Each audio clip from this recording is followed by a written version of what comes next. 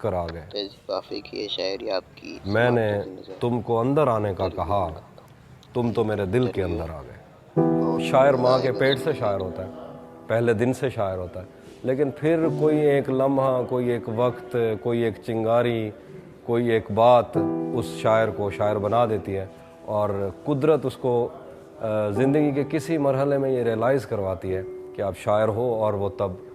لکھنا شروع کرتا ہے۔ مجھے کم از کم 18 سے 19 سال ہو گئے شاعری کرتے ہوئے۔ جب چھوٹے موبائل ہوتے تھے اس کے اندر ہم غزلیں سیو کیا کرتے تھے، ہمارے دوست ہوتے تھے، میں انہیں لوگوں کے شعر بھیجا کرتا تھا اور وہ اس پہ داد دیتے تھے۔ تو ایک دن میں نے اپنا شعر کہہ کے ان کو بھیجا، لکھ کے بھیجا، اور ان نے بہت داد دی، اور نیچے میں نام پہلے بھی نہیں لکھتا تھا، اپنے شعر کے نیچے بھی نام نہیں لکھا تھا میں۔ جب انہوں نے مجھے زیادہ اس شعر پہ زیادہ داد ملی تو پھر مجھے لگا شاید میں بھی ان سے اچھا شاعر ہوں، پھر میں نے شاعری شروع کر دی۔ تو مجھے پہلے دن سے ہی شاعری سے محبت تھی، اور اس کے علاوہ میں نے کچھ سوچا بھی نہیں اور کچھ چاہا بھی نہیں۔ میری ساری خوشیاں شاعری سے جنم لیتی ہیں، میرے سارے دکھ شاعری سے جنم لیتے ہیں۔ اسی جگہ پر جہاں کئی راستے ملیں گے، پلٹ کے آئے تو سب سے پہلے تجھے ملیں گے۔ اگر کبھی تیرے نام پر جنگ ہو گئی تو ہم ایسے بزدل بھی پہلی صف میں کھڑے ملیں گے۔ تجھے یہ سڑکیں میرے توسط سے جانتی ہیں، تجھے ہمیشہ یہ سب اشارے کھلے ملیں گے۔ تو جس طرح چوم کر ہمیں دیکھتا ہے حافظ، ہم ایک دن تیرے بازوؤں میں مرے ملیں گے۔ میری جو تعلیم ہے وہ بھی میرے خیالات کی طرح بٹی ہوئی ہے۔ مطلب میں بچپن اپنے علاقے میں ہی پڑھا، پھر تھوڑا سا دور ایک کیڈ کالج تھا کوٹ، ادھر چلا گیا، پھر اس کے بعد حیدرآباد چلا گیا، پھر اس کے بعد بدین میں نے ایف ایس سی کی، پھر دوبارہ میں نے سافٹ ویئر انجینئرنگ کی مہران یونیورسٹی سے، پھر اسلامیہ یونیورسٹی سے ایم اے اردو کیا، پھر اورینٹل کالج لاہور سے پنجاب یونیورسٹی سے ایم فل اردو کیا۔ تو وہ میں نے کر تو لی، اور یہ صرف مجھے پتہ ہے یا میرے استادوں کو پتہ ہے کہ میں کیسا انجینئر ہوں۔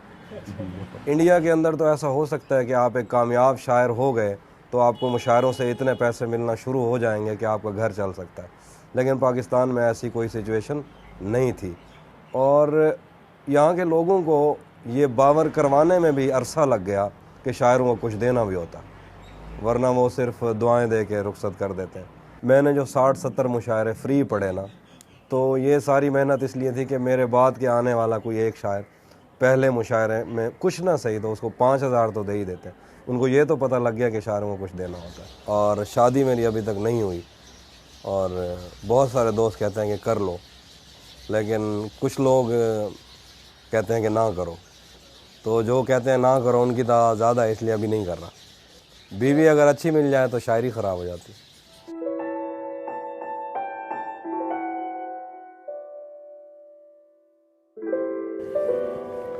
کسے خبر ہے کہ عمر بس اس پہ غور کرنے میں کٹ رہی ہے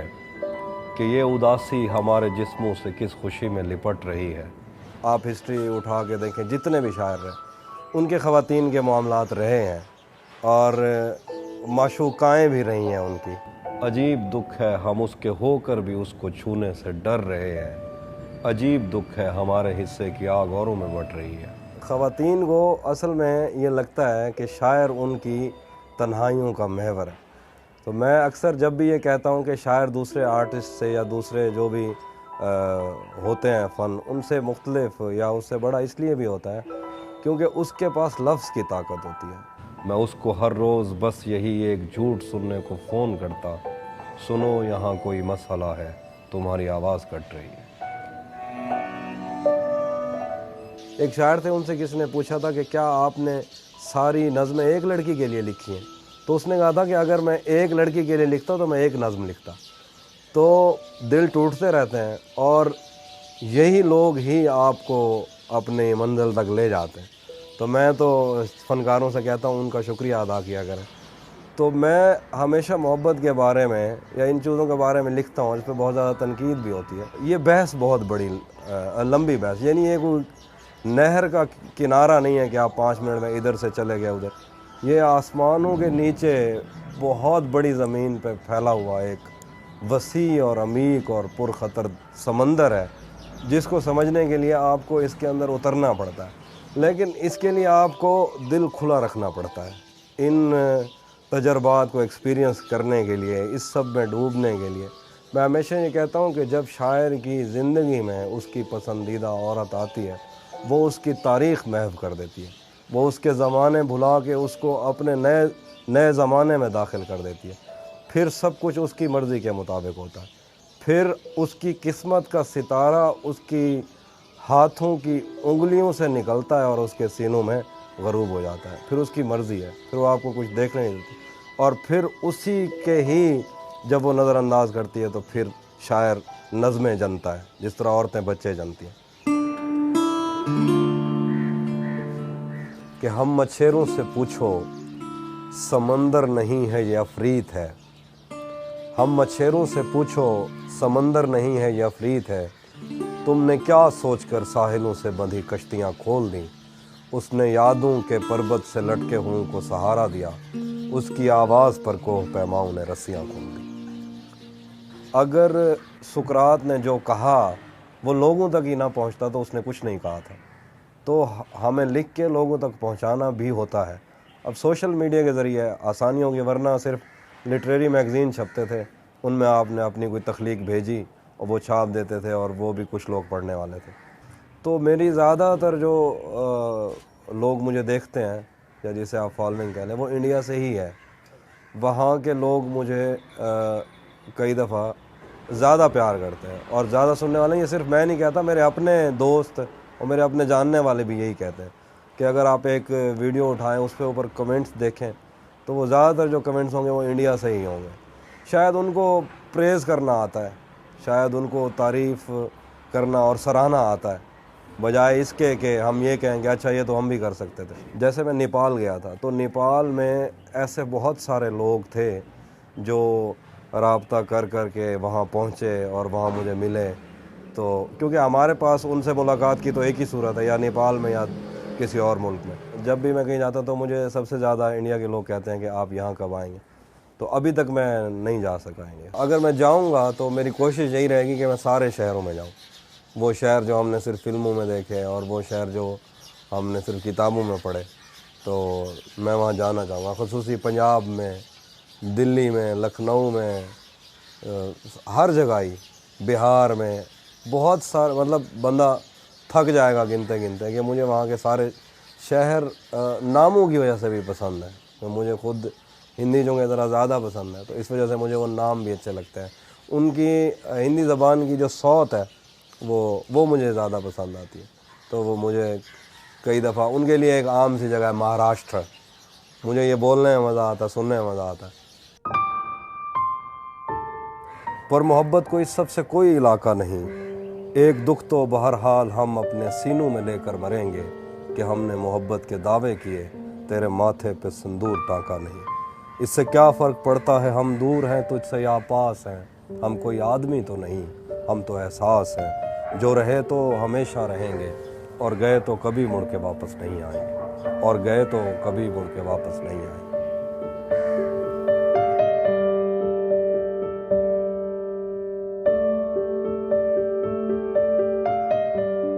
شاعر کے اوپر، میرے خیال سے ہر شاعر کے اوپر یہ کیفیت آتی ہے کہ جب اس سے کچھ لکھا نہیں جا رہا ہوتا، اور کئی دفعہ یہ طویل بھی ہو جاتی ہے، مطلب یہ وقت بڑھ جاتا ہے، پھر اس کے بارے میں بہت سارے لوگ اس کا حل پوچھتے ہیں، اس کا حل کیا ہے؟ جو میں نے یہ دیکھا اس کا ایک ہی حل ہے کہ جب ایسا کوئی وقت ایک شاعر پہ آ جائے تو اس کو کتابیں پڑھنی چاہیے، اور وہ کتابیں جو اس کی پسندیدہ کتابیں ہوں، ناولز پڑھنے چاہیے، فکشن پڑھنا چاہیے، بے شک شاعری نہ پڑھے۔ میرے اپنے کچھ پسندیدہ ہیں رائٹرز ہیں، اور میں محبت کے حوالے میں تھوڑا سا جانبدار ہوں۔ سب سے زیادہ مارکیز پسند ہے، گیبریل گارسیا مارکیز، اس سے بڑھ کے مجھے کوئی زیادہ پسند نہیں، اس کے بعد باقی سارے رائٹر اس کے بعد آتے ہیں۔ تو کسی اور ہی دنیا میں ملی تھی مجھ سے، تو کسی اور ہی موسم کی مہک لائی تھی، ڈر رہا تھا کہ میرے زخم نہ بھر جائیں کہیں، اور تو مٹھیاں بھر بھر کے نمک لائی تھی، اور ہی طرح کی آنکھیں تھی تیرے چہرے پر، تو کسی اور ستارے سے چمک لائی تھی۔ اگر میں کہیں بیٹھا ہوں اور میرے ارد گرد لوگ ہیں، 50 لوگ شور کر رہے ہیں، میں اس شور میں بھی اگر کچھ لکھنا چاہوں تو میں اس خاص کیفیت میں جا کے شعر لکھ سکتا ہوں۔ لیکن جب آپ اس کیفیت میں ہوتے ہیں، جب آپ شعر لکھ رہے ہوتے ہیں، تو آپ کے آس پاس کے جتنے لوگ بول رہے ہوتے ہیں وہ آپ کے کان تک آواز ہی نہیں آتی، وہ خاموش ہو جاتے ہیں۔ شہر آوازیں لگاتا تھا مگر تو چپ تھی، یہ تعلق مجھے کھاتا تھا مگر تو چپ تھی، وہی انجام تھا جو عشق کا آغاز سے ہے، تجھ کو پایا بھی نہیں تھا کہ تجھے کھونا تھا، چلی آتی ہے یہی رسم کئی صدیوں سے، یہی ہوتا ہے یہی ہوگا یہی ہونا تھا۔ عام لڑکے جو شاعری وائری سے دور ہو گئے، جو کتابوں میں بھی شاعری پڑھتے ہوئے کتراتے ہیں کہ ان کو سمجھ نہیں لگتی، تو یہ میں نے شعوری طور پہ کیا تھا کہ چیزیں تھوڑی آسان کر کے میں ان کو پیش کروں، اور اس کا نتیجہ بھی نکلا، مطلب لوگ اس سے جڑنا شروع ہو گئے۔ مشکل پسند دیکھیے کہ اظہر فراق کا شعر ہے کہ یہ نہیں دیکھتے کتنی ہے ریاضت کس کی، لوگ آسان سمجھ لیتے ہیں آسانی کو، مطلب آسان لکھنا بہت مشکل ہوتا ہے، وہ یوں نہیں ہوتا کہ آمد آئی لکھ دیا کچھ، آمد 20% ہوگی 30%، لیکن باقی آپ کو محنت کرنا پڑتی ہے، اور پھر یہ بھی محنت کرنا پڑتی ہے کہ پتہ نہ لگے کہ محنت ہوئی ہے۔ بہت سارے دوست کہتے ہیں کہ کچھ نیا کچھ نیا کچھ نیا، تو منیر نیازی صاحب نے سے کسی نے کہا تھا کہ کوئی تازہ شاعری سناؤ، تو اس نے کہا میں شاعر ہوں، نائی نہیں ہوں،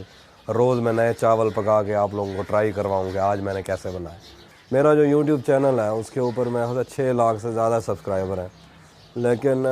جو لاسٹ ویڈیو میں نے ڈالی تھی شاید اس کو 4 مہینے ہو گئے،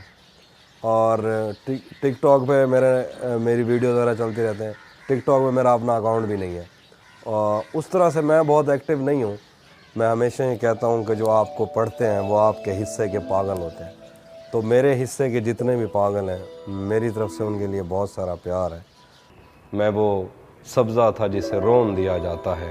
میں وہ جنگل تھا جسے کاٹ دیا جاتا ہے، میں وہ در تھا جس سے دستک کی کمی کھاتی ہے، میں وہ منزل تھا جہاں ٹوٹی سڑک جاتی ہے، میں وہ گھر تھا جسے آباد نہیں کرتا کوئی، میں تو وہ تھا کہ جسے یاد نہیں کرتا کوئی۔ خیر اس بات کو تو چھوڑ بتا کیسی ہے، تو نے چاہا تھا جسے وہ تیرے نزدیک تو ہے، خیر اس بات کو تو